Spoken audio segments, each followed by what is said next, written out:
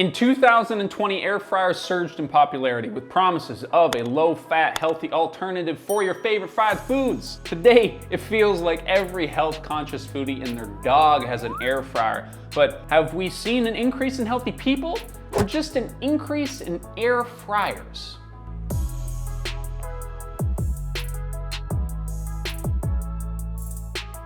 A huge thanks to Shopify for sponsoring this video.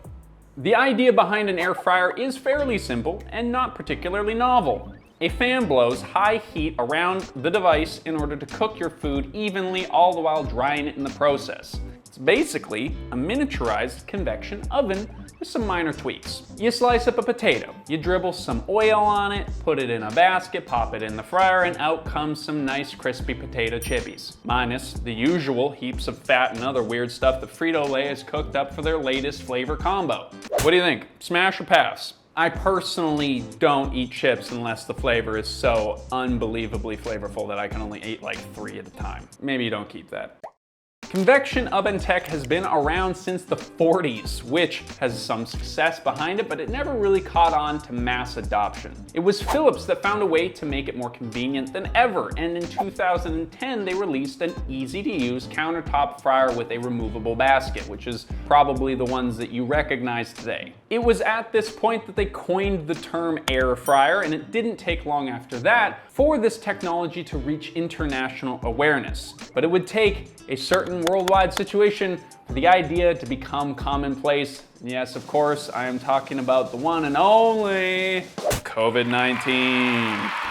Man, that is just going to be a punctuation point for like every company. Did you survive COVID, or did COVID make you a billionaire?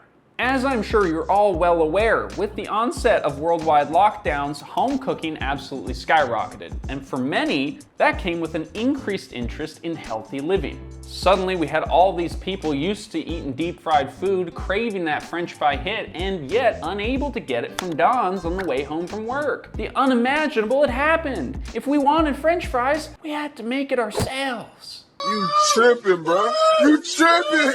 Enter the air fryer, which might just be the easiest and cheapest way to make said French fries. You don't need a freaking deep fryer and deal with all the grease splattering on your bare skin, or an overheated kitchen courtesy of your beast of an oven. Because of their compact size, air fryers tend to use significantly less energy than an oven, which is awesome, and it mimics the effects of deep frying. As you have seen, businesses can change the world, and the sponsor of today's video is all about business. Shopify is an easy, all-in-one commerce platform for anyone to start, grow, and manage their business. They make it so easy to set up a small business and storefront through their platform. Plus, Shopify supports businesses along the entire journey, giving them the resources that they need to grow. We like to see Shopify as a facilitator for new business ideas, not just an online marketplace. Shopify lets you sell online, in person, and on all social media platforms. They encourage and empower smaller companies to innovate and lead change through entrepreneurialism. Shopify's new starter plan, which is kind of nifty, lets you create a simple store in minutes for only $5. This helps introduce users to commerce and is easily upgradable to unlock the full power of Shopify as their businesses grow. They're an amazing company and they supported the channel from the beginning. So to get a free trial and a step-by-step guide on how to launch a store through Shopify, check out the link down in the description. The real seller though, which the marketing team really made sure was clear, is on the health side of things.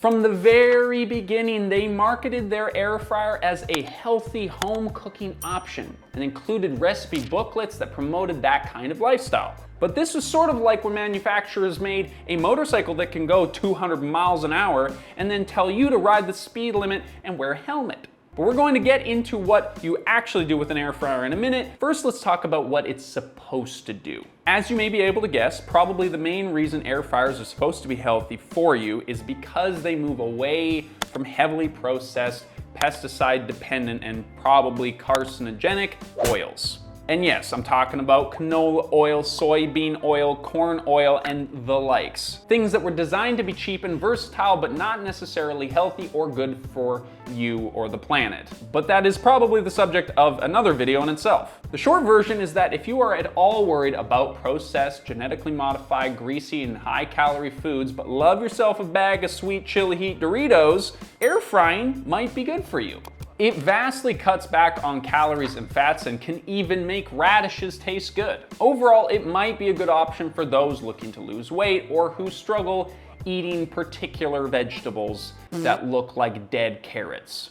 Now we're going to get into the weeds here for a minute and try and get ahead of some of these health concern comments. So you can put on your galoshes here now if you would like, if you're ready for that. But if you don't really care about your physical health and you just want to know whether or not they're a good Christmas present, skip to this timestamp that we're going to leave right down here.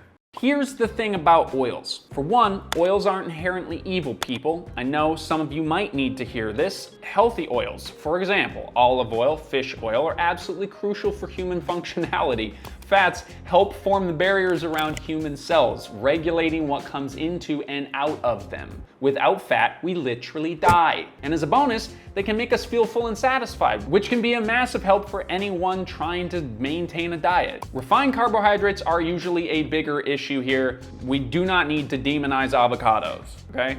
The avocados are great. We can't demonize avocados. The point being, while it is probably a good idea to avoid deep frying for the legitimately bad for you trans fats that are often involved, there is a real risk of going overkill and avoiding the good fats too, which is just going to make your life so much harder and less tasty. Ultimately, these are pretty finicky details though. It is possible there is something big that modern science hasn't caught on to yet, but in all likelihood, an air fryer isn't going to kill you. It's definitely better for you than deep frying, but maybe therein lies the real risk. The thing is, air fryers actually encourage you to eat more fried and unhealthy foods. All of the foods in the recommended list that you see on Google are like Super Bowl party classics. So if you suddenly have the ability to deep fry foods, you're probably gonna eat more deep fried foods. You know what I'm saying? Like the chances of you dying on a highway going 200 miles per hour is pretty low,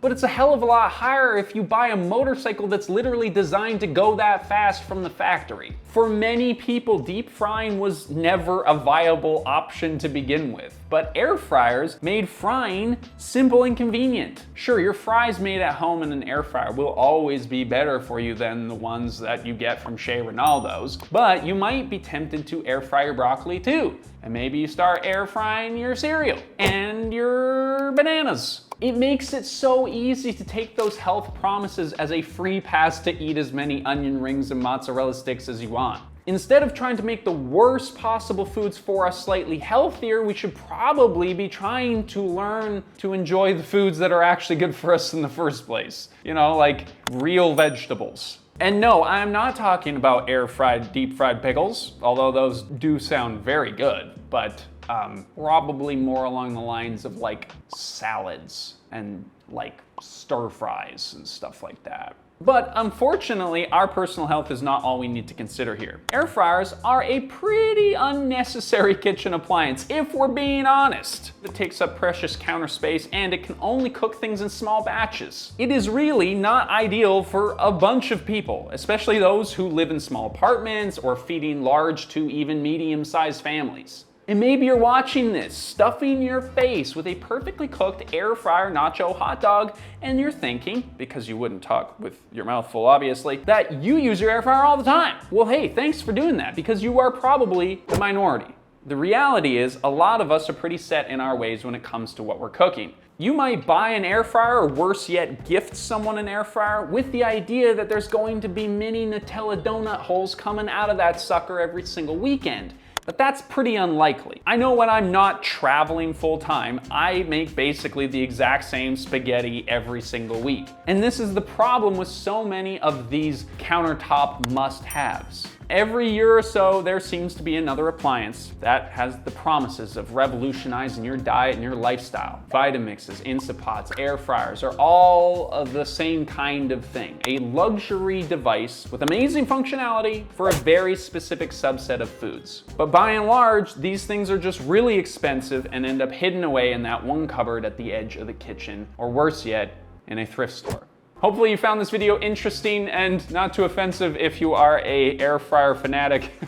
Subscribe if you like this kind of content, like the video. We'll see you in the next one.